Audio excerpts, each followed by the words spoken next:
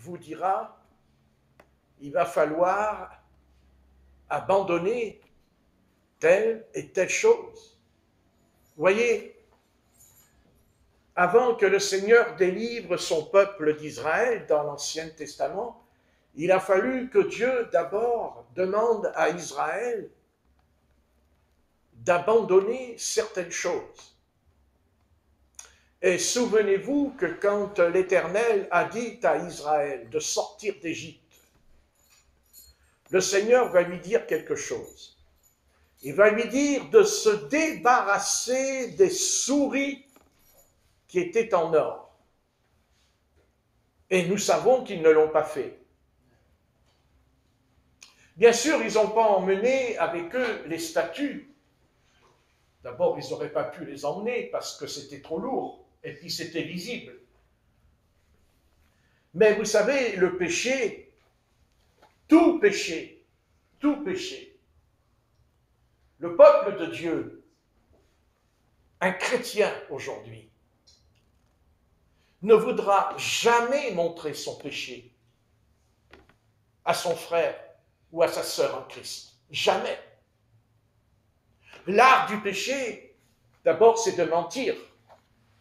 Mentir, c'est-à-dire cacher ce que nous faisons en secret. Et on pense que le Seigneur ne nous voit pas. Mais vous savez, des fois, nous sommes à deux doigts de voir la gloire du Seigneur dans notre vie. Mais à cause d'un seul doigt qui n'a pas été purifié, sanctifié, eh bien, il y aura toujours un formidable obstacle dans notre vie spirituelle. L'adversaire n'a pas besoin de mettre un grand péché en nous. Simplement, des choses insignifiantes qui pour nous ne sera pas un péché. Mais pour Dieu, c'en est un, parce qu'il l'a déclaré que c'en est un. Et ce n'est pas obligé que ce péché soit écrit dans la Bible. Parce que tous les péchés ne sont pas écrits dans la Bible. Car il y a des péchés qui sont venus sur la terre qu'il n'y avait pas au début. Car il est écrit que quand Abraham a traversé le pays de Canaan, il dit le péché n'était pas à son comble. Et c'est pour ça que l'Éternel n'a pas détruit le pays de Canaan. Et pourtant, Dieu le détruira un jour, c'est-à-dire au temps de Josué. Et pourquoi Dieu n'a pas détruit le pays de Canaan à l'époque d'Abraham? Parce que le péché n'était pas à son comble. Et le grand problème des nations, le grand problème de l'humanité ce soir, c'est pas seulement la guerre, c'est pas seulement la guerre économique, ce n'est pas la guerre entre nations. Le problème de l'humanité, c'est le péché. Et tous les traités de paix qu'on peut signer ne serviront à rien. Parce que Dieu fait la guerre contre le péché. Il livre une guerre contre le péché. La gloire de Dieu est descendue sur Israël. Mais un jour, quand ils sont arrivés devant la ville d'Aïr, ils ont été vaincus, écrasés, démolis. Ils ont perdu des centaines de soldats israéliens. Ils sont morts. Quand ils sont arrivés devant la cité de Jéricho, il y avait une muraille terrible. Et ils ne pouvaient pas entrer. Mais comme ils n'étaient pas dans le péché, comme ils ne marchaient pas dans le péché, ils marchaient dans la sainteté, alors le Seigneur a fait tomber la muraille de Jéricho. Mais devant Haïr, une toute petite cité, ils ont été vaincus. Parce que l'Éternel a dit à Josué, il y a un interdit. Il y a un interdit dans ta maison. Il y a un interdit dans ta vie. Et tant que cet interdit n'a pas été enlevé, alors tu seras maudit. Et le peuple d'Israël a été maudit jusqu'à ce qu'il puisse rechercher la cause de la défaite. Et finalement, ce n'était pas une question d'adultère, ce n'était pas une question de débauche, de prostitution, c'était autre chose, de bien plus grave. Oh, Dieu sait que le peuple d'Israël, plus tard, il fera, de toute façon, il a fait des choses qui étaient bien plus graves de ce qu'a fait Achan, qu'il a caché sous son matelas un manteau de chinéar et un lingot d'or. Et pourtant, Dieu sait que avant Josué, il y a eu un terrible péché dans le peuple d'Israël. Quand Balaam a fait venir les filles de Moab pour commettre l'adultère, pour coucher dans le camp de Moïse, et que les Israélites ont forniqué avec les filles de Moab. Nous savons qu'il a fallu que Phinet, qui n'était pas encore un sacrificateur, pas encore, il le sera grâce à son intervention, il deviendra sacrificateur, mais pour cela il a pris une lance, il est rentré dans la tente, parce qu'il a vu une fille de Moab, et il a vu un juif qui rentrait, et qu'ils étaient en train de forniquer sous la tente, sous les yeux de Moïse. Et lui, il est entré, il a pris une lance, et il les a transpercés tous les deux. Il a dit, la plaie s'arrêta sur Israël. La plaie s'arrêta. Certains pourraient penser, ah mais vous comprenez, c'est un virus qui est venu sur le peuple d'Israël comme le virus qui est venu là, avec cette pandémie. Nous pensons que c'est les virus.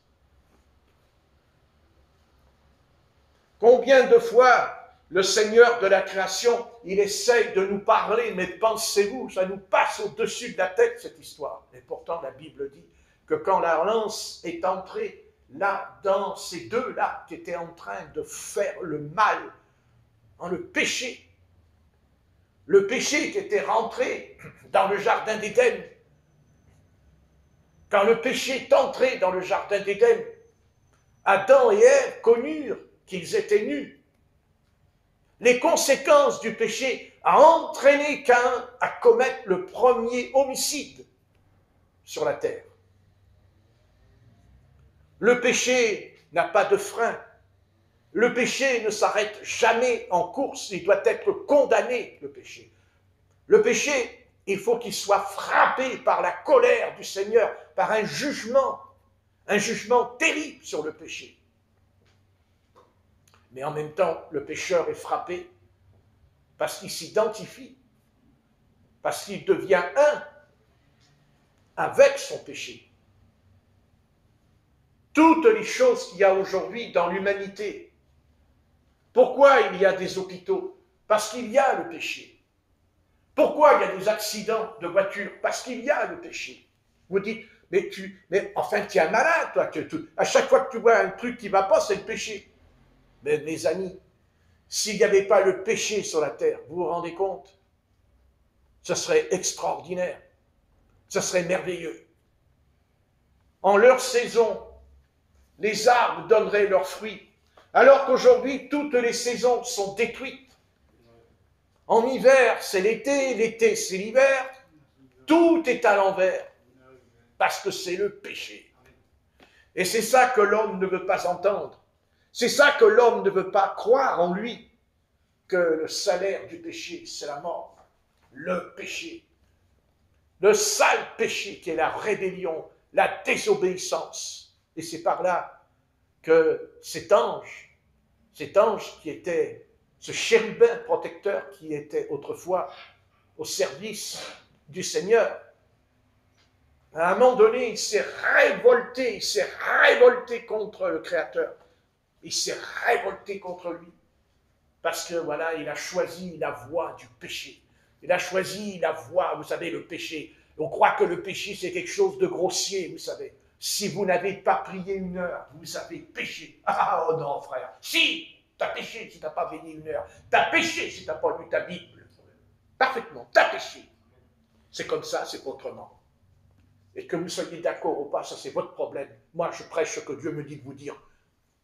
Le péché, c'est quand on n'a pas de communion avec le Seigneur. Le péché, c'est quand on n'a pas de contact avec le Seigneur. Et faut-il encore avoir un contact? Faut-il encore que quand on a un contact avec le Seigneur, la coupe soit remplie de l'Esprit? Car c'est ça le péché. Le péché, c'est quand on n'est pas rempli du Saint-Esprit. Wow, là, on va plus s'en sortir avec Patrick. Qu'est-ce que vous croyez? Vous ne croyez pas? Mais je vous dis, moi, que quand on n'est pas rempli du Saint-Esprit, c'est parce que c'est le péché. Parce que le contraire du péché, c'est le souffle du Saint-Esprit. Et c'est pour ça qu'il a été envoyé. Eh bien oui. Alors vous voyez, on a encore beaucoup de choses à apprendre. Et surtout que s'il faut apprendre, je vais vous dire moi. Vous savez, la Bible dit, le salaire du péché, c'est la mort. Et qu'est-ce que dit l'apôtre Paul? Ô mort, toi qui dors, réveille-toi d'entre les morts, dit l'apôtre Paul. Toi qui dors, réveille-toi. Donc le contraire d'être réveillé, c'est la mort. Et c'est quoi qui est mort en nous? C'est ça la question. Notre esprit, il est mort. Notre âme, elle est vivante. Parce qu'elle est remplie de passion et de désirs charnels. Ça, c'est l'âme. Elle ne dort pas, notre âme. Elle ne dort pas, notre âme. Au contraire. Notre âme, elle est charnelle. Elle a envie. Elle a envie de posséder.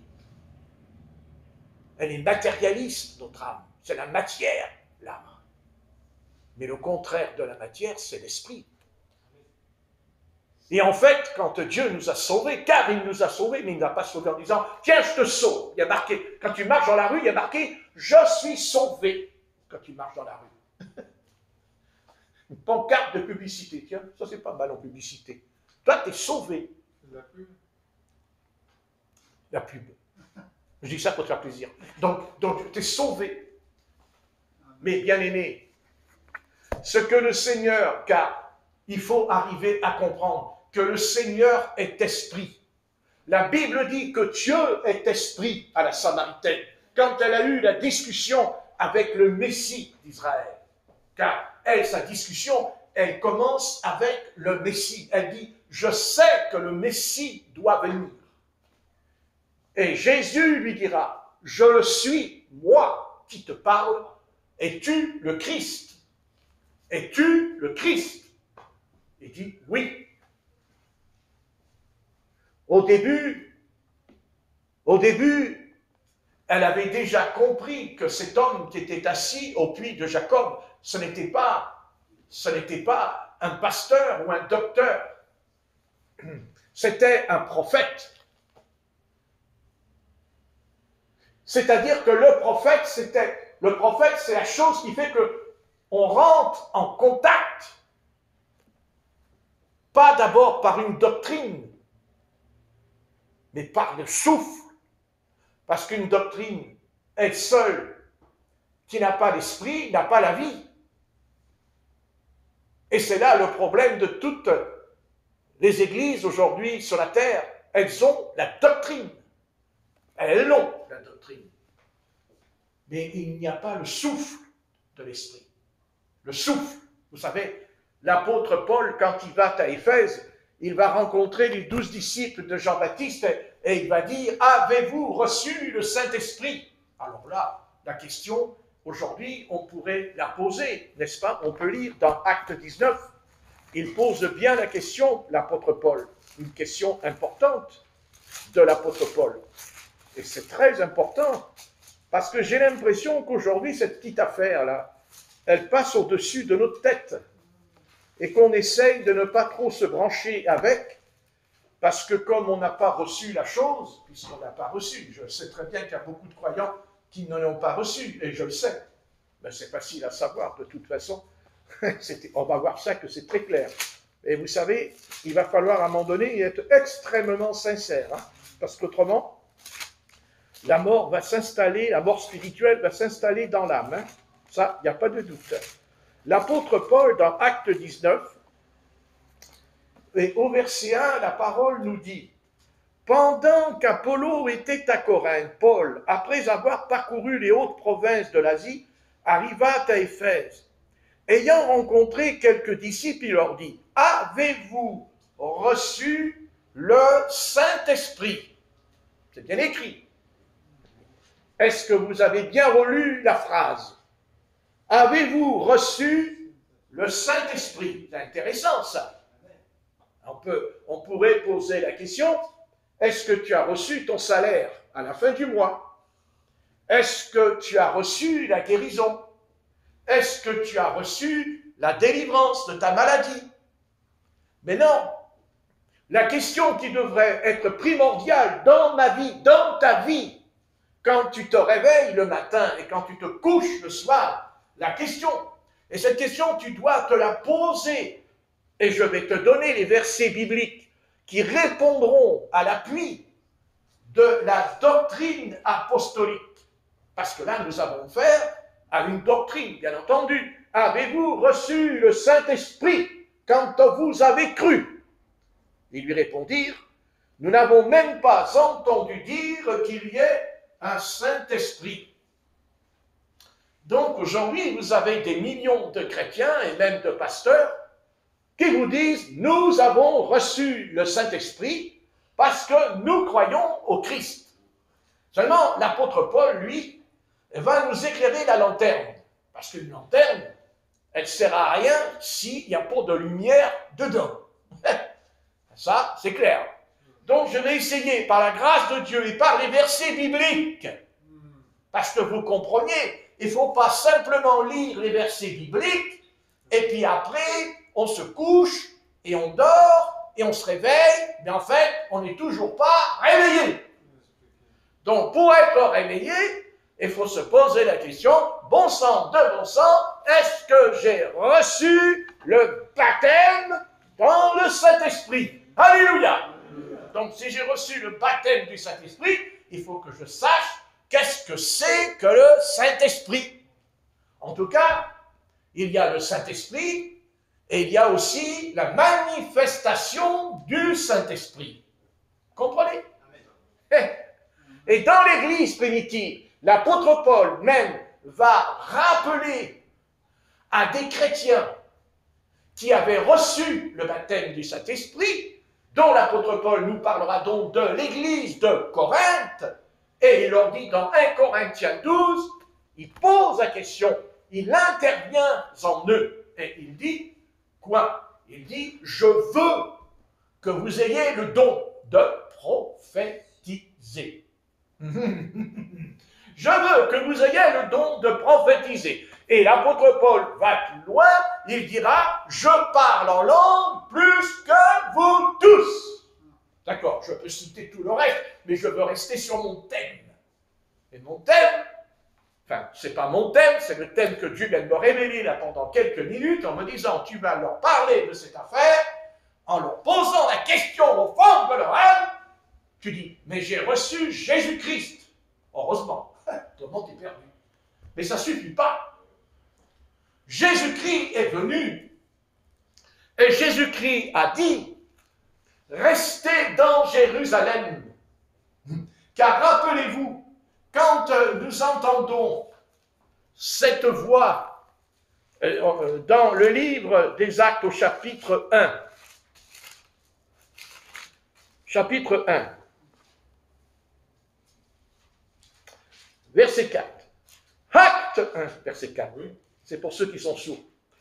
Comme il se trouvait avec eux, qui se trouvait avec eux? Pas le Saint-Esprit, Jésus-Christ. Il se trouvait avec eux, Jésus-Christ. Amen. Car il n'était pas encore monté dans le ciel. Il n'était pas encore enlevé. Il était toujours sur la terre, car la Bible nous enseigne que Jésus-Christ est resté sur la terre pendant 40 jours et 40 nuits. Et là, il semblerait que certainement, ça devait être le 40e jour, puisqu'il dit, avant de partir devant les apôtres, il dit, comme il se trouvait avec eux, il leur recommanda de ne pas s'éloigner de Jérusalem, mais d'attendre ce que le Père avait promis, ce que je vous ai annoncé, leur dit-il, car Jean a baptisé d'eau. Lui, alléluia. Vous voyez, il dit, car Jean a baptisé d'eau, mais vous, vous, dans 1 an, dans 3 ans, dans 4 ans, dans 10 ans, dans 20 ans, dans peu de jours, qu'est-ce qui se passera? Vous serez baptisés du Saint-Esprit. C'est intéressant, ça. Oui, mais c'est quoi être baptisé du Saint-Esprit? C'est ça qui est important. Alors, je vais vous donner la Bible. Ce n'est pas mon enseignement. Ce n'est pas mon opinion. Ce n'est pas mon opinion. Je vais faire parler la parole du Seigneur maintenant, la Bible.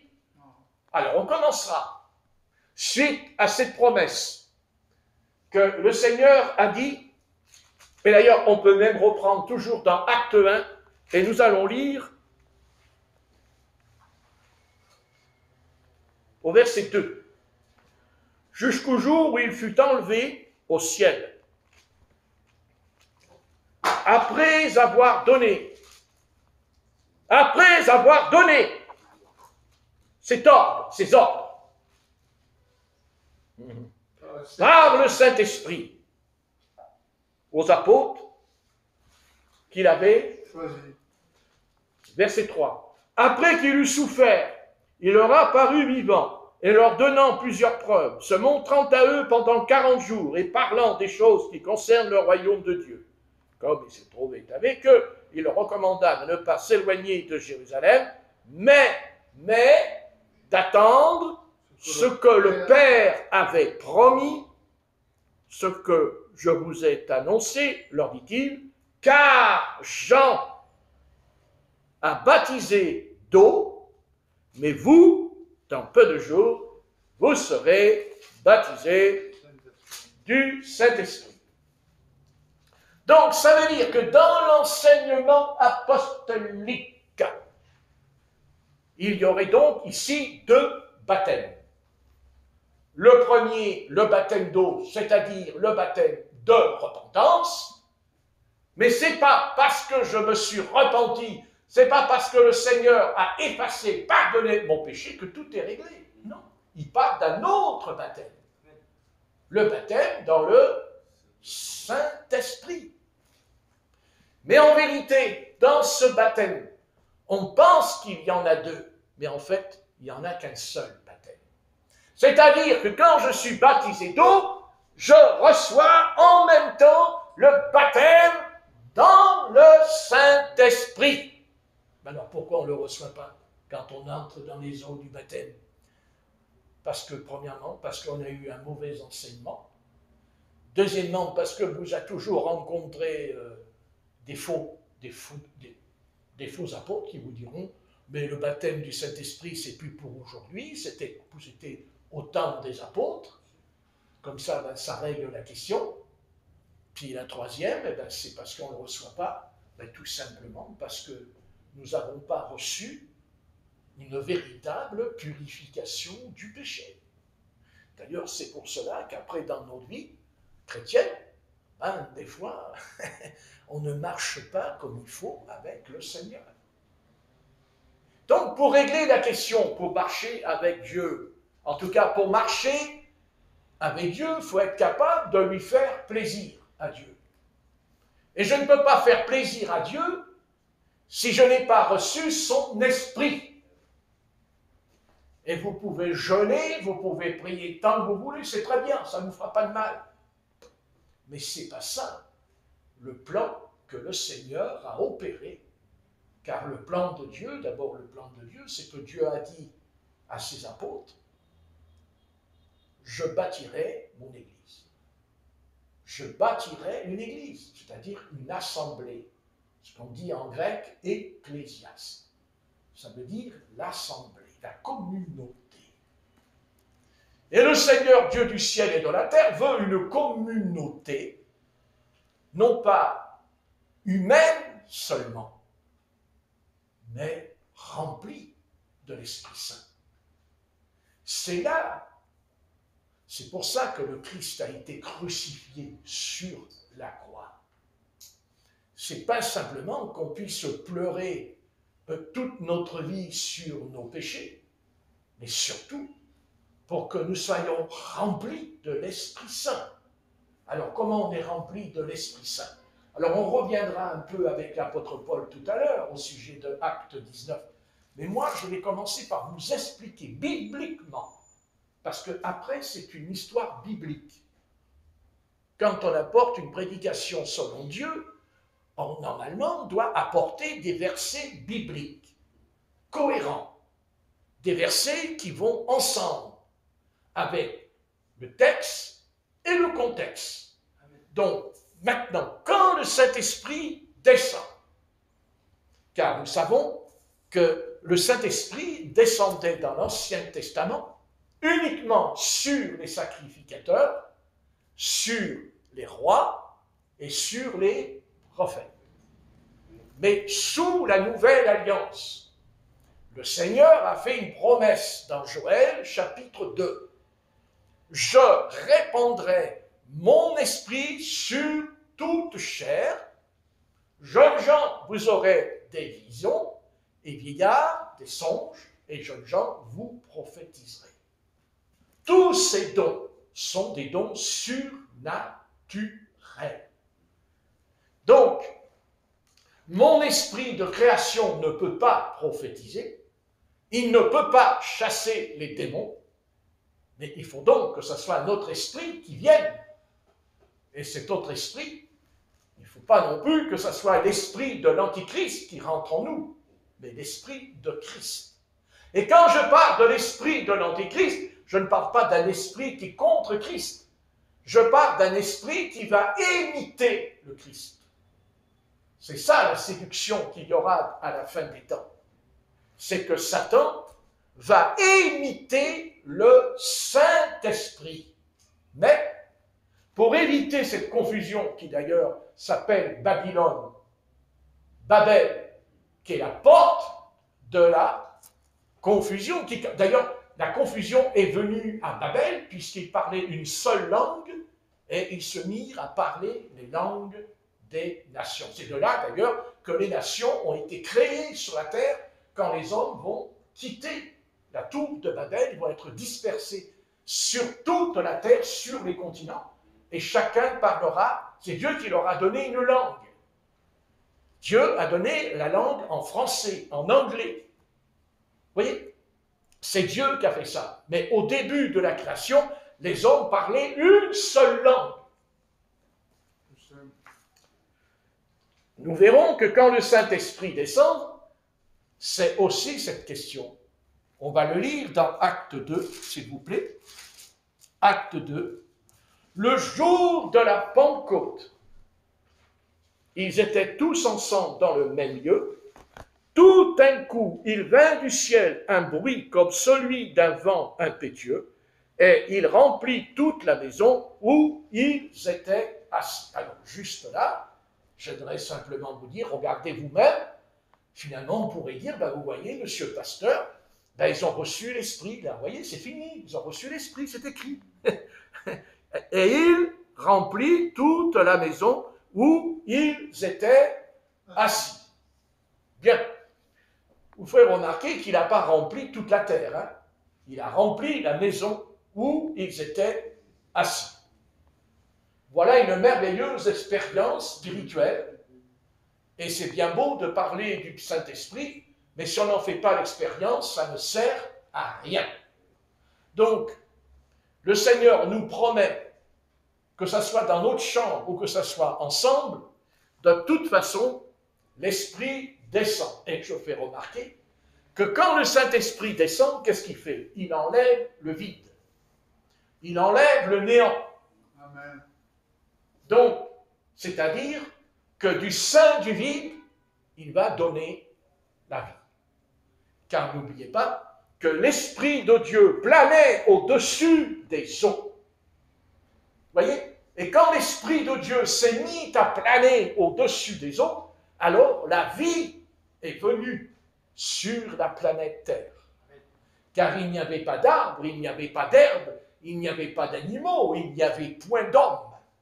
Il y avait le vide, le chaos, parce qu'il y avait les ténèbres à la surface de l'abîme.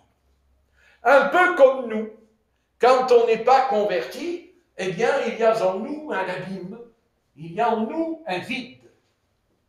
Car si le Seigneur a créé le paradis, le Seigneur a créé le ciel, mais il a aussi créé l'abîme, c'est-à-dire l'enfer, afin de punir Satan, puisqu'un jour, pas maintenant, c'est vrai que quand le Seigneur va revenir et qu'il va établir son royaume de paix sur la terre, il prendra le diable et il est dit qu'il va l'enchaîner et le mettre dans une prison. Et il est dit que 1000 ans après, le diable sera délié, il sortira de la prison et il séduira les nations qui sont aux quatre coins de la terre. Mais là, Dieu, quand il va se mettre en colère contre l'humanité, il va prendre Satan et il va le jeter non pas dans une prison, mais Satan va aller rejoindre la bête et le faux prophète qui ont été jetés non pas en prison, mais dans la géhenne, dans le lac de feu. Comme quoi, vous voyez que ce n'est pas Satan le premier qui sera jeté dans la géhenne, mais c'est la bête et le faux prophète. Et comme dit le proverbe, qui se ressemble, s'assemble. Donc vous voyez que le diable va aller vers la bête et le faux prophète. Parce qu'ils sont de la même espèce, de la même nature. Voilà la réalité. Mais il n'y a pas qu'eux qui vont aller dans cet endroit. La Bible dit que devant le trône blanc, le Seigneur va ouvrir le livre de la vie. Et la Bible dit que si ton nom n'est pas écrit dans le livre de la vie, tu seras jeté, non pas dans une prison, parce que dans la prison, tu y étais déjà, ce qu'on appelle le Sheol, l'Hadès. Donc les âmes qui meurent aujourd'hui sans Christ vont dans le Sheol. Et dans le Sheol, il y a l'enfer. Et dans l'enfer, il y a le lac, ce qu'on appelle la géhenne. Pour l'instant, quand le diable sera puni, frappé, il sera jeté dans une prison, il sera enchaîné. Mais la bête et le faux prophète, eux, ne vont pas dans la prison. Ils vont dans la géhenne, tous les deux. Vous voyez un peu ce qui va se passer dans l'univers. En attendant, pour nous, la question qui se pose, et ça c'est important, est-ce que nous sommes remplis de l'Esprit Saint? Parce que vous voyez, là maintenant, nous allons rentrer dans une conjoncture et tout va se jouer rapidement. Car la question ne sera pas si tu as été baptisé au nom de Jésus-Christ ou au nom du Père, du Fils et du Saint-Esprit. La question la plus importante de ta vie, c'est est-ce que tu as bien compris que pour être enlevé, pour entrer dans le royaume des cieux, il faut être rempli du Saint-Esprit. Parce que vous savez, il n'entrera pas autre chose dans le royaume de Dieu que le Saint-Esprit. Rien d'autre. Bien entendu, pour recevoir le baptême du Saint-Esprit, il faut d'abord recevoir le baptême de repentance, suivi du baptême d'eau. Et ensuite, quand on a reçu le baptême d'eau, quand on a été baptisé au nom du Seigneur Jésus-Christ, alors nous recevons le baptême dans le Saint-Esprit. Mais voilà. Mais c'est quoi le baptême du Saint-Esprit? N'est-ce pas? Quand on a pris le baptême d'eau, on a montré dans les hommes, on a dit aux hommes, regardez, je me fais baptiser d'eau. C'est-à-dire, je suis rentré dans l'eau et les hommes qui m'entourent ont vu que j'entrais dans l'eau. Donc, il y a une manifestation visible. Quand on reçoit le baptême du Saint-Esprit, on dit, ça y est, comme le disent les baptistes, les méthodistes, les protestants, ils disent, voilà, nous avons reçu l'Esprit quand on est entré dans les eaux de la repentance. Non. Et Dieu nous a donné un signe évident. C'est Dieu qui a donné le signe évident. car il dit, tout d'un coup, il vint du ciel un bruit solide d'un vent impétueux et remplit toute la maison où ils étaient assis. Et alors, au verset 3, il dit, des langues semblables à des langues de feu leur apparurent séparées, et les unes des autres, et se posèrent sur chacun d'eux. Donc, il semblerait, puisque quand on lit après, au verset 4, et ils furent tous remplis du Saint-Esprit, et alors, et après, et ils se mirent à parler en d'autres langues, selon que l'Esprit de s'exprimer. Vous voyez ce que je veux dire? C'est très clair. Et alors, bien entendu, pour éclaircir le problème, nous allons lire verset 8. Et comment les entendons-nous dans notre propre langue, à chacun dans notre langue maternelle, Padès, Médès, Élamite, ceux qui habitent la Mésopotamie, la Judée, la Cappadoce, le Pont, l'Asie, la Phrygie, la Pamphylie, l'Égypte, le territoire de la Libye voisine de Cyrène, et ceux qui sont venus de Rome, juifs et prosélytes, crétois et arabes, comment, verset 11, les entendons-nous parler dans nos langues des merveilles de Dieu? Alléluia. Donc c'est clair, c'est-à-dire que ces 120 qui étaient des juifs ont parlé en d'autres langues. Peut-être il y a un frère qui parlait l'égyptien, l'autre il parlait le grec, l'autre il parlait une langue qui est écrite là. Vous voyez ce que je veux dire? Ça, c'est le don des langues. Mais pourquoi le Seigneur a voulu que le Saint-Esprit se manifeste par le don des langues? Parce que l'apôtre Paul nous dit dans les Corinthiens, il nous explique quelque chose, on va le lire dans les Corinthiens, s'il vous plaît.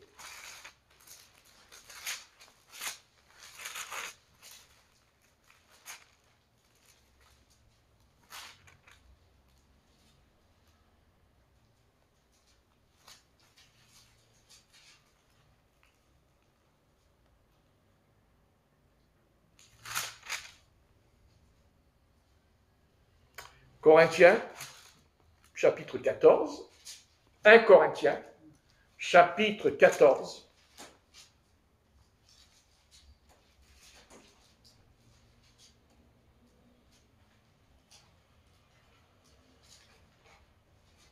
verset 21. 1 Corinthiens 14, verset 21. 1 Corinthiens 14, verset 21. Il est écrit dans la loi, c'est par des hommes d'une autre langue et par des lèvres d'étrangers que je parlerai à ce peuple. Et ils n'écouteront pas même, ainsi dit le Seigneur. Qu'est-ce que dit Paul au verset 22? Par conséquent, les langues sont un signe non pour les croyants, mais pour les non-croyants. La prophétie, au contraire, est un signe non pour les non-croyants, mais pour les croyants. Moi, ce que je retiens, c'est que l'apôtre Paul ici parle de deux dons spirituels, le parler en langue et la prophétie. Et l'apôtre Paul nous dit que le parler en langue est un signe. Relisez-le, un signe. Quand on lit, il faut bien regarder ce qu'on lit. Par conséquent, verset 22, les langues sont un signe non pour les croyants, mais pour les non-croyants. Voilà, pour les non-croyants. C'est-à-dire que si les non-croyants nous entendent parler en d'autres langues, ils peuvent se dire, mais qu'est-ce que c'est que cette histoire? Ils n'ont jamais entendu de ça dans la vie. Jamais dans l'humanité, on entend comme ça des croyants, des hommes, des femmes et même des enfants, des adolescents qui parlent en d'autres langues. Parce que le Seigneur a décidé que quand on reçoit le baptême du Saint-Esprit, c'est pas que c'est une preuve, parce que je n'ai pas enseigné que parce que je parle en langue, c'est une preuve que j'ai reçu le Saint-Esprit. Non. Pourquoi? Mais parce que les démons, eux aussi, ils parlent en langue. Vous comprenez? Donc, ce n'est pas une preuve. Mais par contre, c'est un signe. Bien entendu. C'est un signe. Maintenant, il faut faire attention parce que là où on pourra dire qu'on a la preuve qu'on a reçu l'Esprit du Seigneur, c'est le fruit de l'Esprit. Hein, c'est le fruit. Parce que le fruit, lui, il ne trompe pas. Hein, c'est l'arbre. On reconnaît, on reconnaît à son fruit. Vous voyez? Donc, le parler en langue est un signe. Donc, à la Pentecôte, quand les croyants reçoivent le Saint-Esprit, ils parlèrent en d'autres langues. Maintenant, là où il a fallu que le Seigneur aussi accorde le salut aux nations païennes. Et tout à l'heure, nous avons lu, là, tout à l'heure, vous avez vu, et dit que le Seigneur dit dans 1 Corinthiens 14, nous avons lu, le verset 21, il est écrit dans la loi, c'est par des hommes d'une autre langue et par des lèvres d'étrangers que je parlerai à ce peuple. Vous voyez? C'est-à-dire que le Seigneur nous parle par le parler en langue, parce qu'il dit c'est par une autre langue. Vous voyez? Bien sûr, il faut, pour qu'on puisse aussi comprendre, l'apôtre Paul va nous expliquer aussi après, hein, dans les dons spirituels, qu'il faut prier pour recevoir le don d'interprétation. Alléluia! Vous voyez, il faut tout dire, hein, il ne faut pas dire la moitié de la doctrine, il faut dire toute la doctrine, même si des fois, on est un petit peu coincé dans le domaine du don d'interprétation. Par conséquent, les langues sont un signe. Donc, maintenant, pour que Dieu prouve que Dieu a accordé le salut aux païens, aux nations, voilà une preuve, puisque le Seigneur a promis que maintenant il ne sauve pas que les Juifs, mais il va aussi sauver les gentils, hein, puisque nous sommes appelés des gentils. Nous ne sommes pas des Juifs par naissance, nous sommes des gentils, c'est-à-dire des païens, des nations étrangères à Israël. Alors, si on prend dans Acte 10, Acte 10,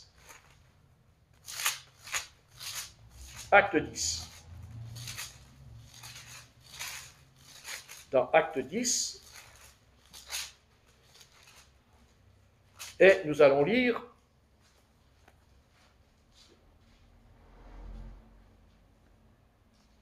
donc, nous savons que le premier, on va dire, le premier frère, hein, en Christ, qui va apporter le salut, qui va expliquer le salut,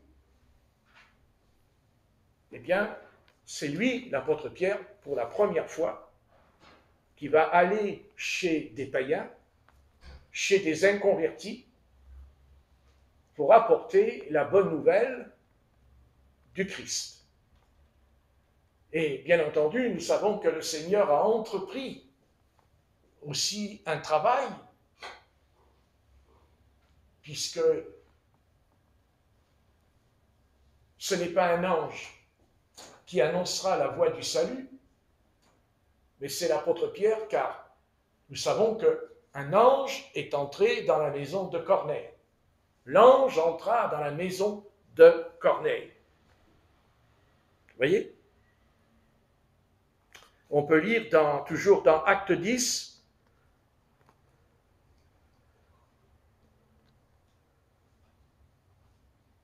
verset 30, Acte 10, verset 30.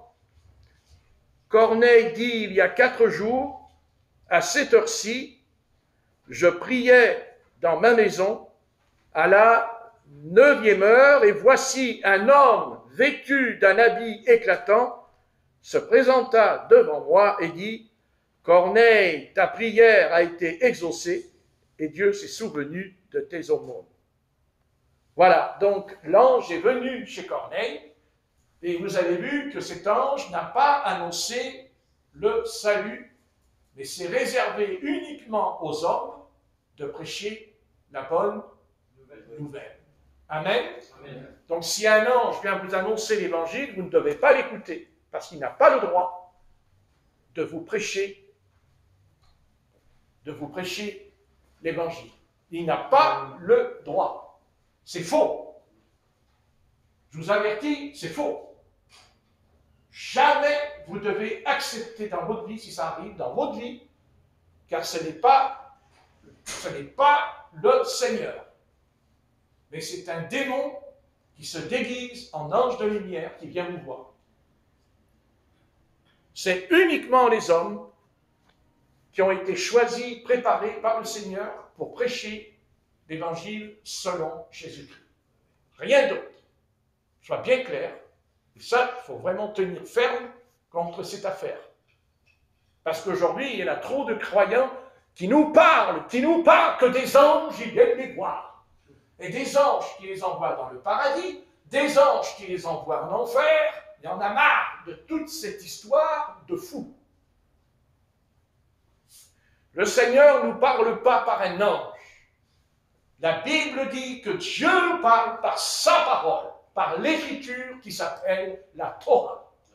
Et que tout le reste, toutes ces manifestations, maintenant, pour l'apôtre Pierre, comme l'évangile, comme l'Église n'était pas encore construite, bâtie chez les païens, donc Dieu, il fallait bien qu'il y ait quand même un commencement.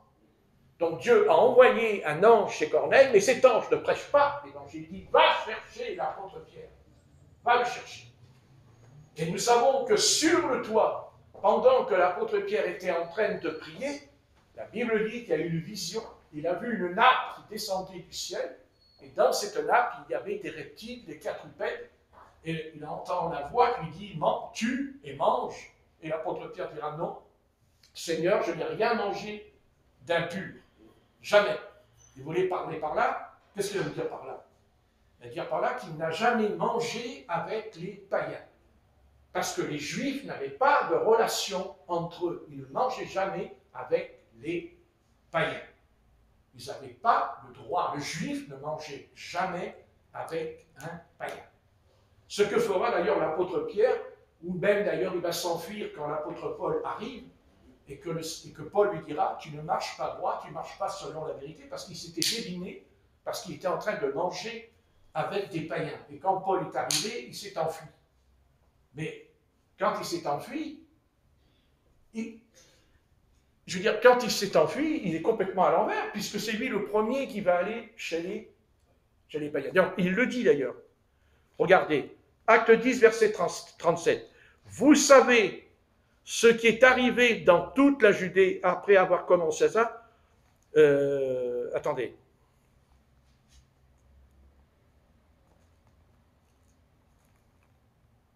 Non, c'est pas là. Verset 34. Alors Pierre, verset 34, alors Pierre, ouvrant la bouche, dit en vérité, je reconnais que Dieu ne fait point de favoritisme, mais qu'en toute nation, celui qui le craint et qui pratique la justice lui est agréable. Il a envoyé la parole aux fils d'Israël en leur annonçant la paix par Jésus-Christ, qui est le Seigneur de tous.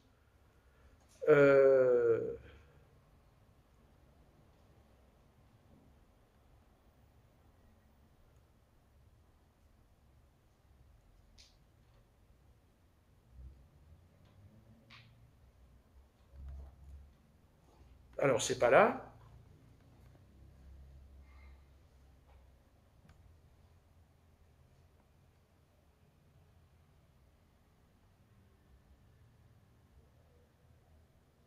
Voilà, verset 28.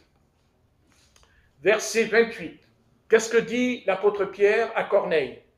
Vous savez, leur dit-il, qu'il est défendu à un juif de se lier avec un étranger et d'entrer chez lui. Mais Dieu m'a appris à ne regarder aucun homme comme souillé et impur. C'est pourquoi je n'ai pas eu d'objection à venir, puisque vous m'avez appelé.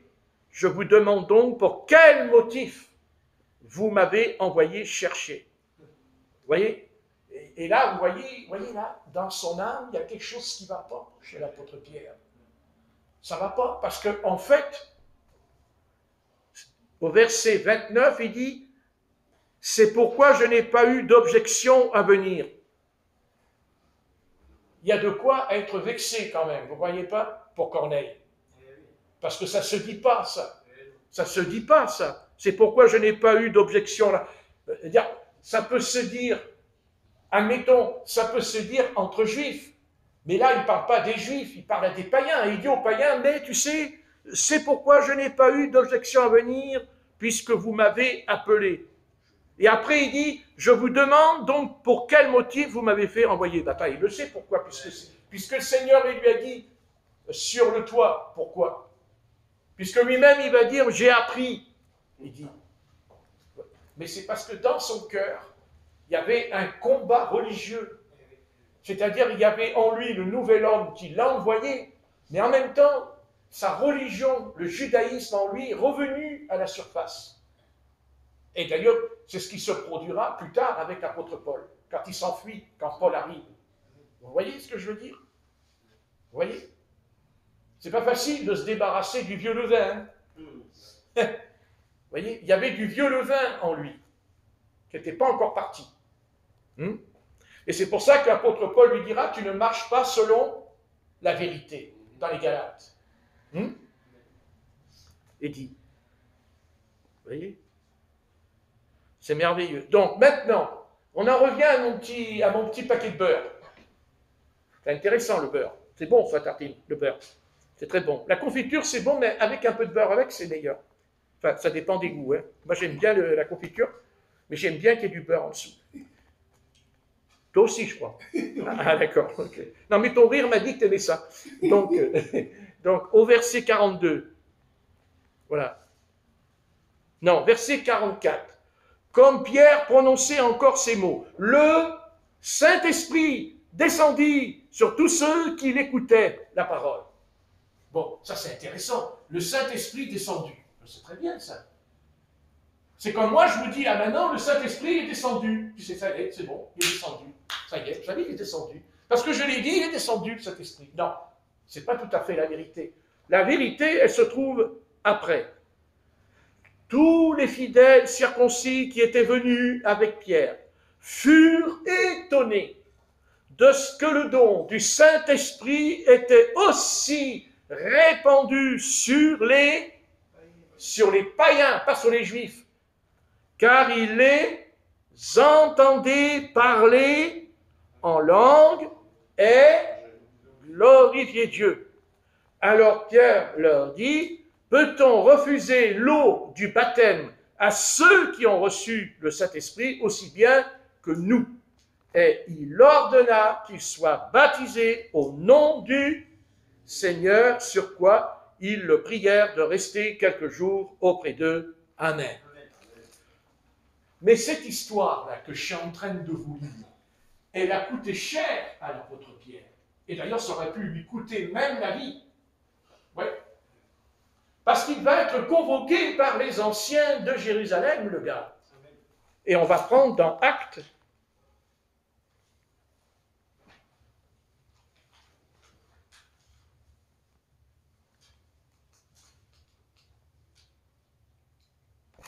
Acte 11. Et on va lire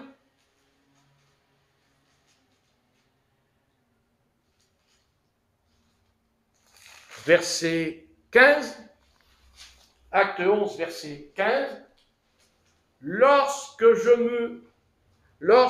me fus mis à parler, le Saint-Esprit descendit sur eux, comme sur nous, vous avez trouvé le verset là? Où on est ailleurs. Au commencement. Au commencement. Et qu'est-ce qu'il y a eu au commencement, quand le Saint-Esprit descend? Qu'est-ce qu'il fait, le Saint-Esprit, au commencement, quand il descend? Il parle en langue. Et c'est ce qui s'est passé dans la maison de Corneille. Et c'est là qu'au concile de Jérusalem, qui est le premier concile, ils vont comprendre que le Seigneur a accordé le salut aux païens. Et verset 16, « Et je me souvins de cette parole du Seigneur, Jean-Baptiste a baptisé d'eau, mais vous serez baptisés du... Or, puisque Dieu leur a accordé le même don qu'à nous, qui avons cru au Seigneur Jésus-Christ, pouvais-je, moi, m'opposer à Dieu? Après avoir entendu cela, ils se calmèrent. Ben ouais, on s'excite aussi dans l'Église. Hein, et ils glorifièrent Dieu en disant quoi? Dieu a donc accordé la repentance aussi aux païens afin qu'ils aient la vie. Alléluia. Et c'est ce qui nous est arrivé. Et en fait, l'apôtre des païens, ça ne sera pas l'apôtre Pierre, ah non, c'est l'apôtre Paul, puisque c'est lui qui va être envoyé dans les nations. D'ailleurs, c'est ce que Anania, le disciple Anania, quand le Seigneur est venu lui parler dans sa chambre, il dit d'aller voir cet homme, de lui imposer les mains, et il a dit que l'apôtre Paul, qui ne s'appelait pas Paul, mais Saul de Tarse, que Dieu l'avait choisi, et qu'il l'enverrait dans les nations. Et c'est pour ça que Paul est vraiment l'apôtre des païens. Car il dit que l'apôtre Pierre était l'apôtre des Juifs, mais pas l'apôtre Paul, c'était beaucoup les païens. Il a été jusqu'à Rome, d'ailleurs, jusqu'à Rome, hein, devant César, pour prêcher le Christ. Donc je vais simplement vous expliquer que quand le Saint-Esprit descend, ne t'énerve pas, Patrick, quand le Saint-Esprit descend, là tout s'arrête. Alléluia. D'accord, j'ai rétabli. Le feu du Seigneur descend dans la pièce et il me guérit. Alléluia. Parce que je reçois le baptême dans le Saint-Esprit. Donc je vais parler en... pas vous, mais lui va parler en d'autres langues. Mais aussi, ces choses on les reçoit, il ne faut pas jamais l'oublier, sur deux choses. On va fonder cette doctrine sur la Bible. Et la deuxième, pour que ça se produise, il faut avoir la foi. Hein? La foi, car il est écrit, la foi vient de ce qu'on entend, nous on n'est pas distrait, la foi vient de ce qu'on entend, et la foi vient, vous là-bas au fond, la foi vient de... Ah, c'est l'apôtre Pierre. Donc, la foi de ce qu'on entend, oui, mais je sais, vous savez, quand on parle de ça, c'est formidable comme l'adversaire peut être là. Vous savez, Satan, là, il n'est pas content de ce que je suis en train de vous raconter ce soir. Mais comprenez-le bien, il n'est pas content. Parce qu'il ne veut pas que vous parliez en d'autres langues. Il ne veut pas.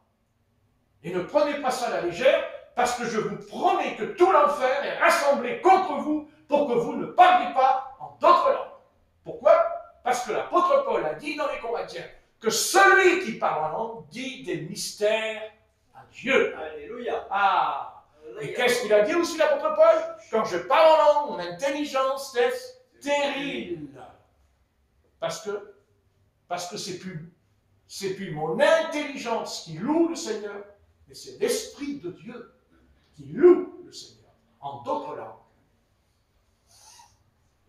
Ah. Mais ceci va réclamer un acte de foi, évidemment. Car tu as été sauvé par... Non, ici, ça s'appelle l'église du silence. Ici. Tu as été sauvé par la foi. Tu as été délivré par la foi. Qu'est-ce qui ne va pas en nous aujourd'hui?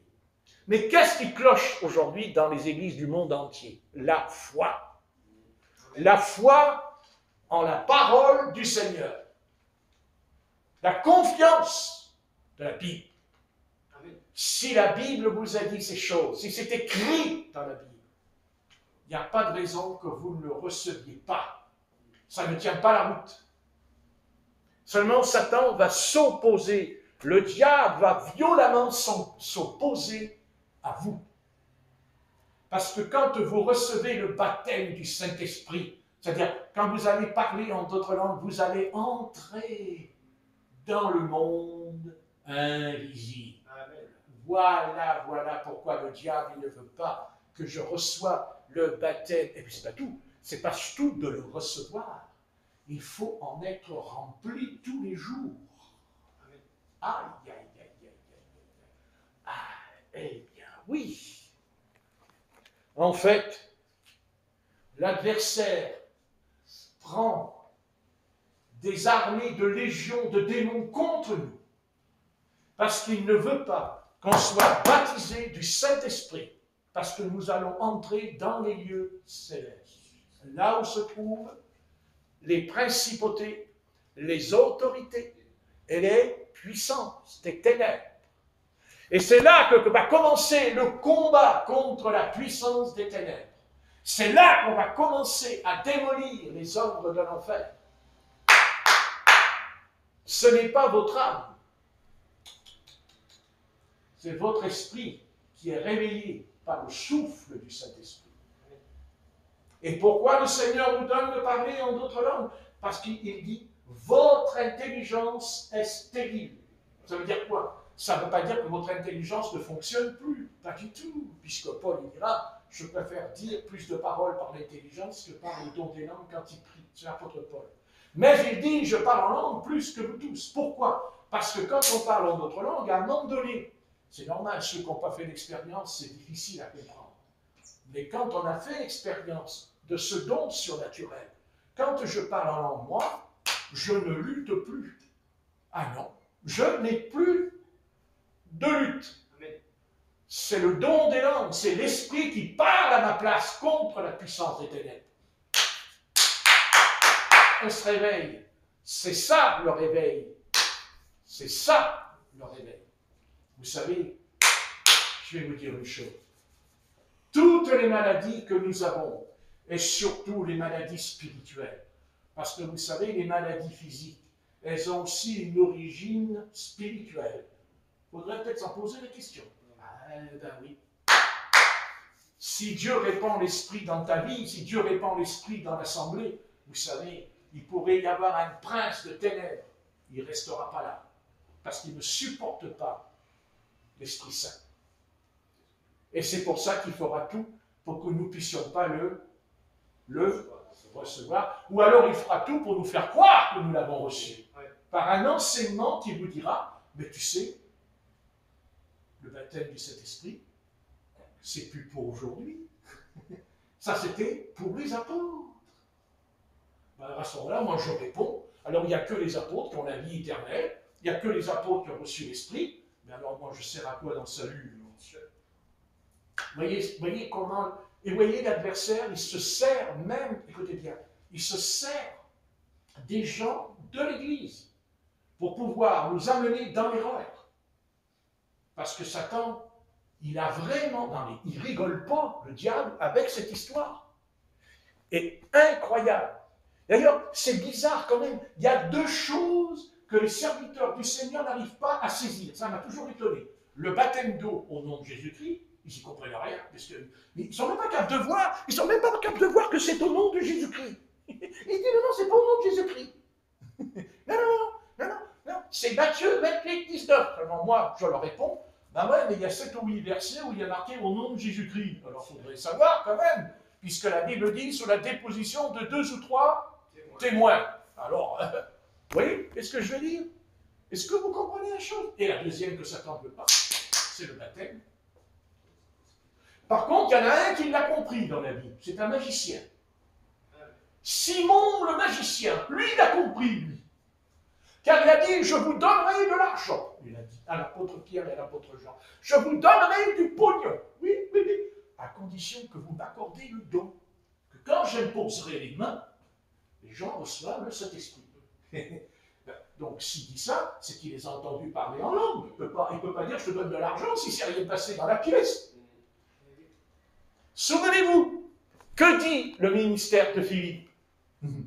Dans Acte 8, Philippe prêcha Christ, mais il n'a pas posé les mains sur les croyants de Samarie qui avaient été seulement baptisés au nom de Jésus-Christ?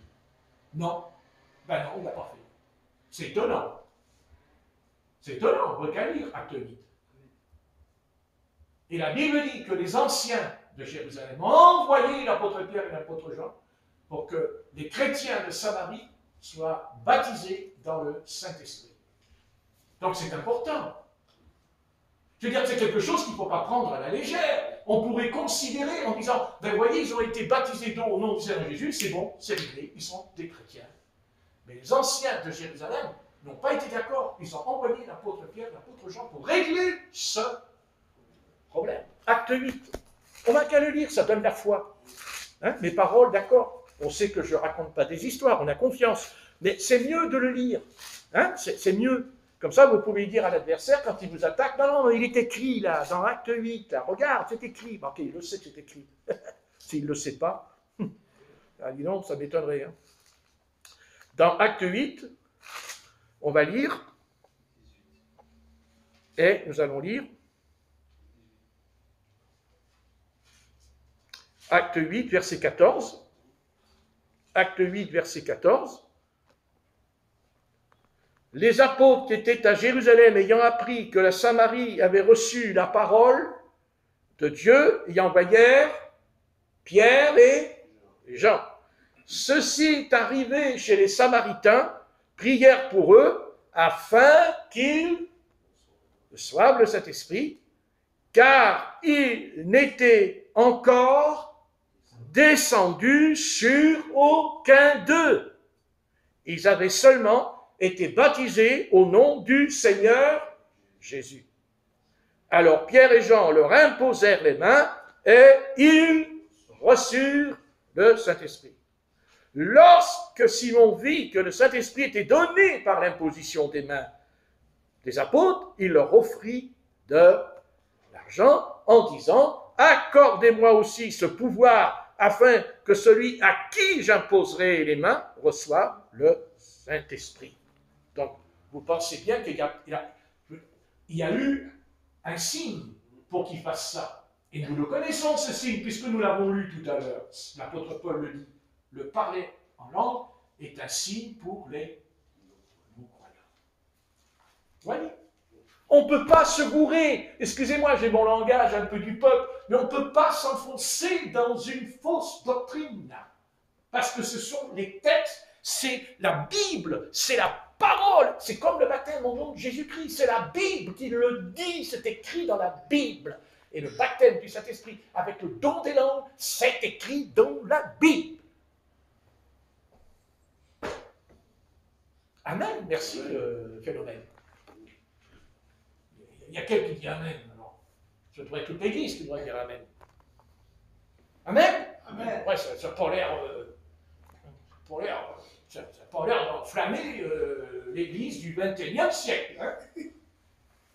Mais bien aimé, non seulement c'est une bénédiction personnelle, mais c'est aussi une bénédiction collective, puisqu'il est parlé que quand on reçoit le baptême du Saint-Esprit, après, on va avoir des dons spirituels.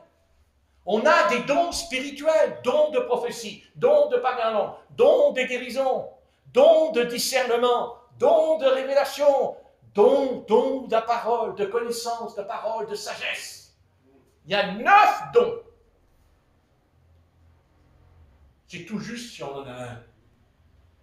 Tout juste, de parler en langue. Je comprends pourquoi le Seigneur dit à l'église de Laodicée, tu dis que tu es riche, mais tu es pauvre. Et c'est exactement ce que nous sommes. Ah, pour être riche, on est riche. Ah ben oui, on manque de rien. On n'est pas persécuté, on ne nous fout pas en prison, on ne nous frappe pas à coups de poing comme les apôtres. Non, cool. Mais c'est tellement cool. Mais par contre, le Saint-Esprit, lui, il ne coule pas. Par contre, il ne coule pas, le Saint-Esprit. Vous savez pourquoi? Parce qu'on l'a enfermé, le Saint-Esprit, dans une boîte de conserve. Et on n'enfermera jamais l'Esprit de Dieu dans une boîte de conserve. Parce que l'Église, aujourd'hui, elle a pris, elle s'est mise dans un garage. Elle s'est enfermée, c'est comme une voiture. Elle est dans un garage. Alors c'est vrai, dans un garage, la pluie La pluie, elle ne prend pas l'eau. Elle ne prend pas l'eau. Non, mais la carrosserie, elle reste toute neuve. Mais pas le moteur. Car une voiture qui ne roule pas, le moteur s'abîme. Vous le saviez, ça? Et c'est vrai, en mécanique. Alors, je ne vais pas apporter un ministère de mécanique, mais j'apporte le ministère que la voiture, plus elle est enfermée, et plus elle s'abîme. Pas la carrosserie, pas le volant, pas les sièges. Non, le moteur. Et ce n'est pas les sièges et ce n'est pas le volant qui fait démarrer la voiture. C'est l'étincelle, c'est le moteur. Mais le moteur, lui, il s'en va que si on met de l'essence dans le réservoir. Et l'Église, elle est incapable, en tout cas incapable de manifester les dons spirituels que possédait l'Église primitive. Ou que possédait l'Église dans les années 50 jusqu'en 1970. Il y avait des manifestations de Dieu, ça c'est sûr, puisque moi je les ai vues. Je les ai vécues, n'est-ce pas, frère? Oui. Bien. Donc, tu dis que tu vois tous aveugles. Et le Seigneur ne nous décourage pas. Il nous dit, achète un collier pour oindre tes yeux. Ça, c'est pour Phénomène. Enfin, elle voudrait bien le collier pour ses yeux. N'est-ce pas? Elle a mal aux yeux. Et elle sait ce que c'est d'avoir mal aux yeux. Mais spirituellement aussi, on a mal aux yeux. Spirituellement aussi. Et on a besoin d'une vision. Sachez que Dieu ne fait rien sans une vision. Souvenez-vous d'Abraham, il a une vision avant de partir. Tous les prophètes qui sont appelés du Seigneur ont une vision. C'est certain, même David, il a une vision. Il n'a pas dit, tiens, je construis le temple. Non, Dieu, il a montré le temple en vision. Bien que Dieu lui a dit que ce n'est pas lui qui bâtira le temple. Le temple, c'est son fils, Salomon. Il nous faut une vision. Mais pas les visions qu'il y a aujourd'hui dans tous ces croyants. Une vision. J'ai été en enfer. Écoutez, j'ai une trentaine de vidéos de pasteurs qui ont été en enfer. Moi, je pensais que le Seigneur me délivre de l'enfer. Moi, je pensais que le Seigneur ne m'enverrait pas en enfer. Mais voilà que le Seigneur, il nous envoie en enfer quand on est chrétien. Zut, alors, je ne veux plus de chrétien, moi. Je ne veux plus de chrétien. Je dis, Seigneur, je ne veux plus de chrétien. Parce que moi, je n'ai pas envie que tu m'envoies en enfer. Le Seigneur dit, mais moi, je ne t'envoie pas en enfer. Mais je ne veux pas que tu y ailles en enfer. Soit disant que ceux qui ont été en enfer, ça fait d'eux des vrais croyants. Ah non, non, non. Je ne suis pas un vrai croyant parce que j'ai été en enfer. Non, non, non, non, non. Je suis un vrai croyant parce que je crois en Christ. Parce que je suis en Christ et pas en enfer. Déjà, ça, c'est une anomalie énorme. Et puis, il y a ceux qui étaient dans le paradis. Il y a même des enfants qui disent, j'ai été dans le paradis, des petits-enfants. J'ai été dans le paradis. Mais qu'est-ce qu'on est en train de raconter, là? Qu'est-ce que c'est que cette salade? Il n'y a rien dans la Bible, aucun apôtre, aucun prophète n'a été en enfer. Même pas dans l'Ancien Testament. Il n'y a que l'apôtre Paul qui dit, je ne sais pas, il dit, si c'est hors du corps ou dans le corps. Mais il ne parle pas, il dit qu'il a été ravi au IIIe siècle. Voilà. Et qu'il a entendu des paroles. Il n'est pas, mais il lui a été dit de ne pas le dire sur la terre. Il dit qu'il n'avait pas le droit de dire ce qu'il a entendu. Alors je ne comprends pas qu'ils racontent ce qu'ils ont vu, ce qu'ils ont entendu. Ce sont des manifestations démoniaques et diaboliques qu'il y a aujourd'hui. Et il y en aura de plus en plus. Parce qu'il y a un mauvais enseignement. Parce qu'il n'y a pas, parce qu'on n'est plus établi sur ce fondement. C'est-à-dire, on ne revient plus à la Bible, à la parole. Parce qu'on ne veut plus se contenter de la Bible. Le Seigneur ne m'ouvre pas l'intelligence en m'envoyant dans l'enfer. Pas plus qu'il m'ouvre l'intelligence, parce que non. La Bible dit que sur le chemin d'Emmaüs, 2 hommes marchaient. Ils ont rencontré un homme qui était habillé comme un paysan. Et il est dit que cet homme était Jésus de Nazareth. Ils ne l'ont pas reconnu. Mais il est dit qu'il les enseigna. Il parla des psaumes et de Moïse.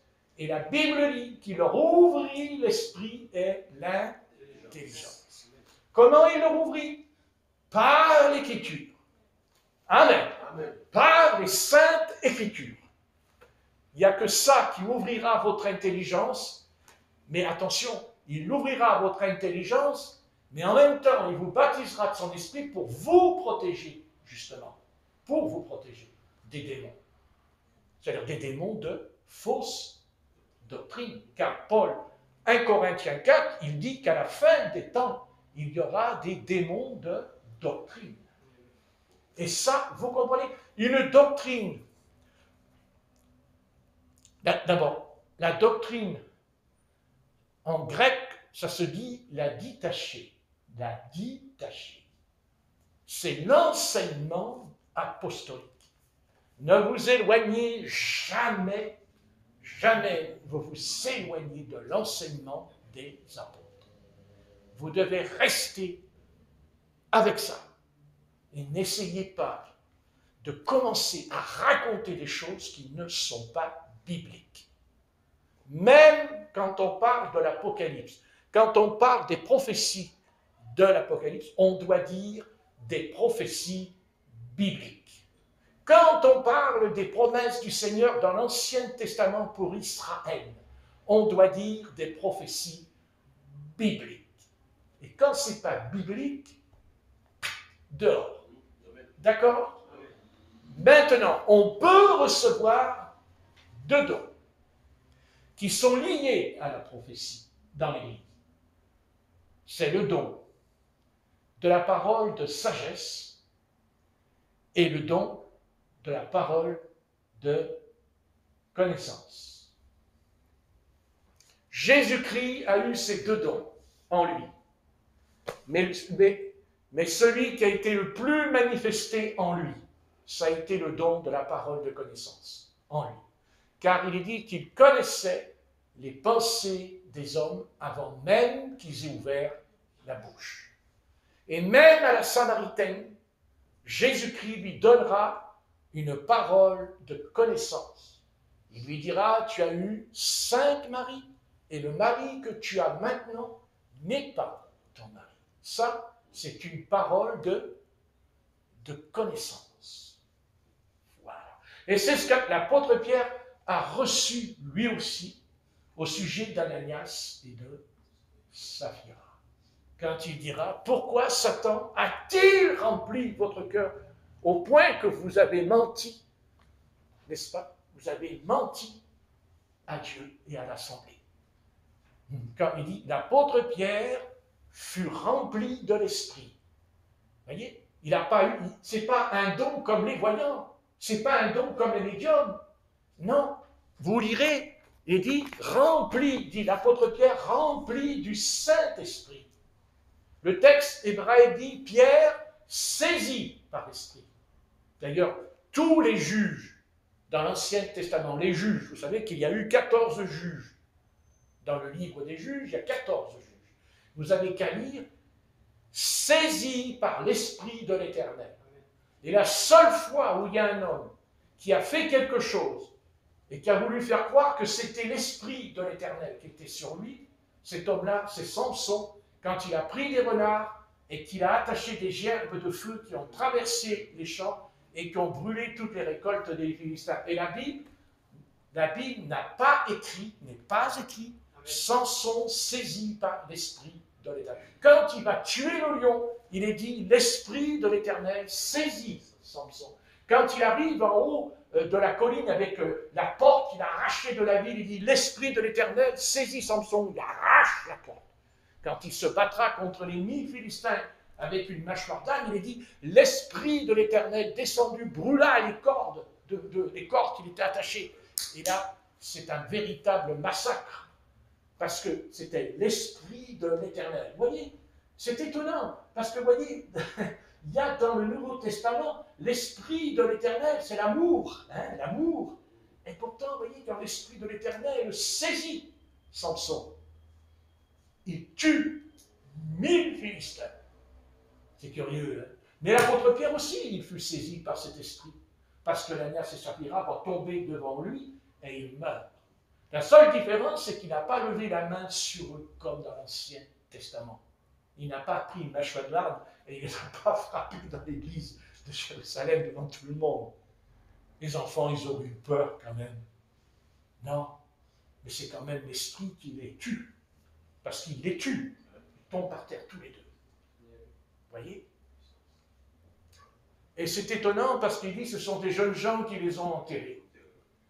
Vous voyez un petit peu la crainte. Il dit que quand il y a eu ça, il dit, même les païens ont eu de la crainte. Et ils sont venus, même dans l'assemblée.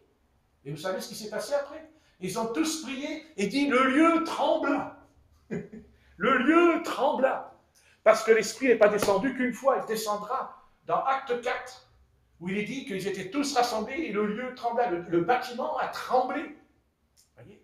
Et donc, dans votre vie, il n'y a pas, c'est pas une fois que vous allez baptiser de l'Esprit. À chaque fois que vous allez étudier la Bible, à chaque fois que vous allez aimer cette Bible, l'aimer, c'est pas dire, ouais, j'aime la Bible, c'est l'étudier, c'est faire l'étude.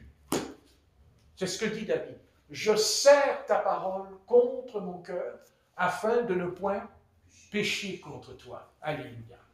Vous voyez que si on serre la parole, ben on ne pêche pas, c'est ce que dit la Bible. Donc si on pêche, c'est qu'on ne serre pas trop la parole dans notre cœur. Hein. Non, vous ne croyez pas la phrase? Bon, j'arrête là parce qu'autrement c'est trop long. Déjà que c'est long de toute façon. Mais ça fait rien. J'aurais encore beaucoup de choses à dire sur ce sujet. Hein. J'ai pas, vous savez, chacun son ministère. Mais là-dessus, je sais que Dieu m'a donné la capacité de bien expliquer cette affaire dans la Bible. Demandez au Seigneur. Seigneur, baptise-moi de l'Esprit. Je vous dis que vous parlerez en d'autres langues, c'est certain. Mais faut-il en être convaincu? Faut-il en être... Mais attention, il y a autre chose aussi que j'aimerais dire avant de partir. Alléluia. Moi, je vais vous dire maintenant. C'est que si le Saint-Esprit descend quand on a éliminé l'obstacle dans notre vie. Parce que s'il y a quelque chose dans notre vie qui n'est pas la gloire de Dieu, l'Esprit de Dieu ne descendra pas. Ne l'oubliez jamais. C'est à vous de savoir en vous ce qu'il faut éliminer. Et vous savez, des fois, c'est une toute petite chose. Toute petite.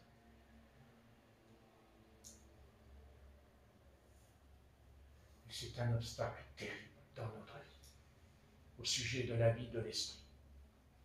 Et chacun sait pour lui-même. Chacun sait au fond de lui quelque chose qui n'a pas été éliminé, ou qu'on ne veut pas éliminer, ou qu'on pense qu'on n'a pas à l'éliminer. Et ce n'est pas obligé que ce soit la pratique. Ça peut être quelque chose qu'on pense, mais qu'on n'arrive pas à se débarrasser. Eh oui. Et même cette chose, elle peut devenir en nous une mélodie. Eh oui. C'est curieux, hein? Dans notre esprit. Parce qu'il y a un choix. On ne s'est pas vraiment débarrassé de cette faiblesse. Alors, comment il faut faire? Ce n'est pas compliqué. On prend la Bible, on dit, Seigneur, parle-moi, dis-moi ce qui ne va pas. Mais ne vous inquiétez pas, le Seigneur va faire un plaisir de vous expliquer ce qu'il attend de vous. Et une fois que vous aurez éliminé la chose, ne vous inquiétez pas. Peut-être une minute après, ça descend. Mais il faut être sincère. Il ne faut pas dire oui, mais c'est pas grave, mais non, ce n'est pas ça, mais le Seigneur n'attend pas ça de moi, il ne faut pas exagérer, oh mais il ne faut pas abuser. Mais vous savez, on peut avoir une faiblesse qui, pour l'autre frère, Dieu ne la considère pas en étant une. Ça dépend. Vous savez, ça dépend. Mais c'est à nous de demander à Dieu, pourquoi? Pourquoi, Seigneur, tu ne me baptises pas dans le Saint-Esprit? Pourquoi, Seigneur, je ne reçois pas le parler en langue comme les autres croyants qui se trouvent dans la Bible ou comme des millions de chrétiens ont reçu dans le monde entier et depuis la naissance de l'Église? Et même s'il y a eu des accidents à cause de la fausse Église, de l'apostate qui a voulu freiner la vérité ou le réveil, Mais ce n'est pas une raison. Pas une raison pour se laisser aller. Il faut se ressaisir, se reprendre et dire non, Seigneur, moi, je n'ai pas affaire à l'Église de Rome, je n'ai pas affaire à l'Église protestante, moi, je n'ai pas affaire à l'Église méthodiste ou à l'Église baptiste. Moi, je ne m'intéresse pas. Moi, ce qui m'intéresse, c'est entre le Seigneur et moi, tout seul, dans ma chambre. Car il est écrit, quand tu pries, entre dans ta chambre, ferme ta porte, et ton Père Céleste qui te voit te le rendra. Ne t'occupe pas des autres. Occupe-toi, d'abord, tu n'as même pas à t'occuper de mon expérience, car chacun, quand il fait l'expérience du baptême du Saint-Esprit, ça ne sera jamais la même. Ça sera la même source, attention, la même source, qui prend son origine dans la Bible. Mais par contre, l'expérience, c'est différent pour chacun. D'accord? Et même, peut-être que ce que je vais dire, peut-être que même le frère Nicolas demain, il va sur le chantier, même en conduisant l'appareil, ouais, et bien d'un coup, ça descend.